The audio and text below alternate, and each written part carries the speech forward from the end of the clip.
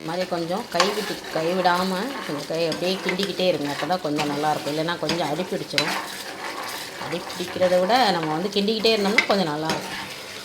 இன்னும் கொஞ்சம் கெட்டி பதத்துக்கு வரும். யாருக்காவது பூண்டு ஊறுகாய் வேணும்னா கீழே கமெண்ட் பண்ணுங்கள். இப்போ பாருங்கள், சூப்பரான பூண்டு ஊறுகாய் நல்லா சூப்பராக காரசாரமாக நல்லா ஆயிடுச்சு. இந்த பூண்டு ஊறுகாய் வேணும்னா நம்ம கமெண்ட் பாக்ஸில் கமெண்ட் பண்ணுங்கள். நிறைய பேர் வாங்கியிருக்காங்க நம்மக்கிட்ட. நம்ம வந்து சூப்பராக இருக்கும்.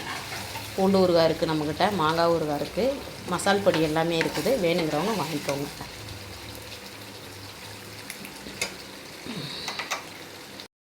நம்ம வீட்டில் சூப்பரான பூண்டு ஊறுகாய் ரெடி ஆகிடுச்சு பாருங்கள். இதில் என்னென்ன சேர்த்துருக்கோங்கிறது நான் பெரிய வீடியோவில் காட்டுறேன்.